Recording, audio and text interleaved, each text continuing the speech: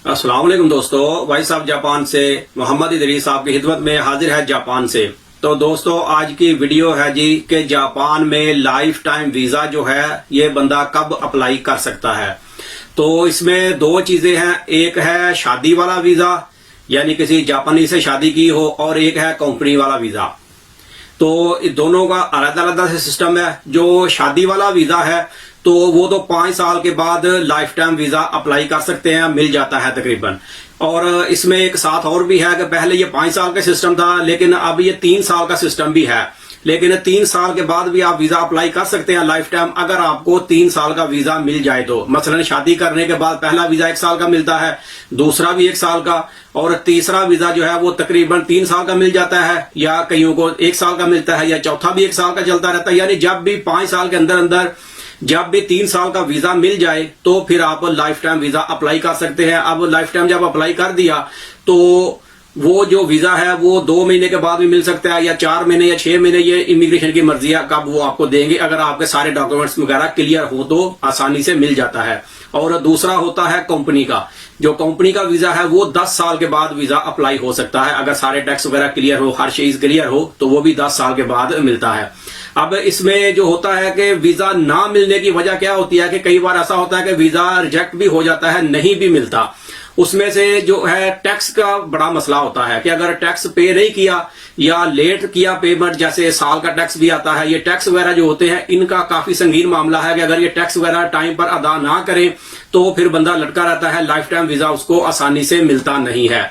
चाहे वो 5 साल गुजर जाए या 10 साल गुजर जाए, फिर उसको मिलना जरा मुश्किल हो जाता है। लेकिन आज अगर बंदे किसी ने अप्लाई किया नहीं मिला तो वो दोबारा 1-2 महीने के बाद दोबारा भी अप्लाई कर सकता है। ये नहीं कि अब एक बार रिजेक्ट हो गया तो दोबारा अप्लाई नहीं कर सकते, दोबारा भी अप्लाई करें। जितनी बार भी नहीं मिलता, टाइम यानी पूरा हो गया तो एक महीना छोड़ के, आज मसलन किया 1 महीने के बाद वो लेटर आ गया जी आपका अप्रूव नहीं हुआ, तो दोबारा जमा करवा दें न्यू पेपरों के साथ। तो ये चीज है, टैक्स का जो है वो टाइम पे अदा करें तो ये मसला क्लियर हो जाता है। और दूसरे नंबर पे होता है कि ड्राइविंग में कोई बड़ी गलती कर दी, कोई एक्सीडेंट वगैरह कर दिया या रेड सिग्नल क्रॉस कर दिया, तो उसमें भी मसला हो जाता है, जिसकी वजह से भी ये जो लाइफ टाइम वीजा है ये लटक जाता है। और गाड़ी चलाते हुए मोबाइल यूज करना, ये भी बहुत बड़ी एक मिस्टेक गिनी जाती है। या गाड़ी गलत पार्किंग में खड़ी कर देना, या फिर यहाँ पर लड़कियों वगैरह से छेड़खानी करनी और पुलिस केस हो गया तो उसमें भी मसला बन जाता है। और घर का जो एड्रेस है वो भी बार बार चेंज करने से इसका भी मसला बनता है कि कम से कम भी 2 साल या 3 साल एक ही सिटी में रुकें अगर ये लाइफ टाइम वीजा अप्लाई करना है। अगर ये बार बार सिटी का एड्रेस भी चेंज करेंगे तो उसमें भी मसला बनता है। बाकी पेंशन है जिसको नैनकिन बोलते हैं जापान में, ये 2 साल की क्लियर होनी चाहिए बंदे की जब भी लाइफ टाइम वीजा अप्लाई करना है, भले 5 साल के बाद करना हो या 3 साल के बाद। लेकिन ये 5 साल जो बंदे जापान में है उनको इस चीज का अच्छी तरह से मालूम है। अब इसके बारे में तो मैं खैर मजीद नहीं बताता, लेकिन जो बंदे जापान में है उनको पता है। नैनकिन बोलते हैं जापानीज में, और इंग्लिश में समझे तो पेंशन होती है। ये 65 साल तक जो पैसे देने होते हैं हर महीने, और 65 साल के बाद जो है वो गवर्नमेंट फिर वापसी अदा करती रहती है। हर महीने या 2 महीने के बाद वो पैसे मिलते रहते हैं, जिस तरह से दिए हों जितने पैसे उसके हिसाब से ही मिलते हैं। खैर ये एक अलग टॉपिक है, इसके ऊपर मैंने एक वीडियो बनाई थी।